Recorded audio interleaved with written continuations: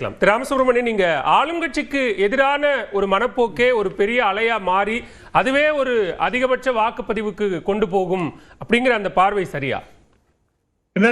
No, no, I never said that. I never said that. இல்ல, நீங்க சொல்லுங்க, நான் கேக்குறேன். இல்ல, அதாவது டெஃபினட்டா விஜய்ங்கிற ஃபேக்டர் ஒரு இம்பார்ட்டன்ட் ஃபேக்டராக இந்த எலெக்ஷன் இருந்திருக்கின்றது என்பதுதான் என்னுடைய பாயிண்ட். சரி, அதுல முக்கியமாக இளைஞர்கள், சாதாரண ஆட்டோ வாலர்ஸ் அவங்ககிட்ட எல்லாம் பேசும்போது கூட ஒரு மாறுதல் இருக்கட்டுமே அப்படிங்கிற மாதிரி நான் ஓட்டு போட்டேங்கிற மாதிரி அவங்க சொன்னாங்க. சோ அந்த ஆங்கிள் தான் நான் சொன்னேன். பட் திரு ரவீந்திரன் துரைசாமி சொன்னது போல இந்த பர்ஃபார்மன்ஸ் அதை பத்தி நாம பேசவே இல்லை.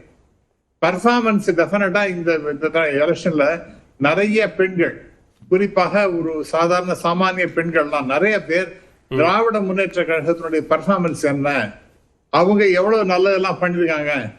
இன்ஃபேக்ட் ஒரு அம்மா பேசினப்போ எனக்கு வாயடிச்சு போயிட்டேன். அதாவது இன்னென்னலாம் செஞ்சிருக்காங்க. ஒரு திராவிட முன்னேற்ற கழக ஒரு பேச்சாளர் கூட அப்படி பேச முடியாது. அவங்க ஒரு குறிப்பா ஒரு 7-8 பேரை அமர்ந்து கொண்டு அவங்க பேசினதை நான் எனக்கு ஆச்சரியப்பட்டு போனேன்.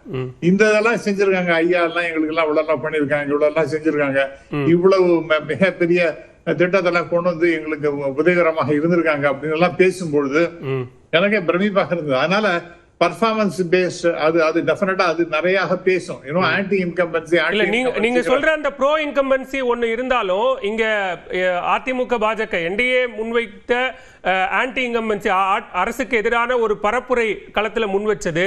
அது அதே நேரத்தில் நீங்க சொல்ற மாதிரி பெண்களுக்கு பல திட்டங்களை அறிவித்திருப்பது அப்படிங்கிறது தாக்கத்தை ஏற்படுத்தாதா?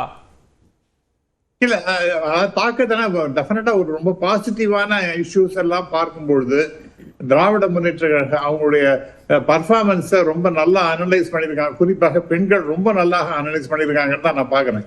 இளைஞர்கள் நம்ம யாரு சொன்னாங்கன்னு எனக்கு ஞாபகம் இல்லை. அதாவது அவங்க எக்ஸிபிட் பண்ணிப்பாங்க, நாங்க இவங்களுக்கு தான் ஓட்டு போட்டேன், நாங்கெல்லாம்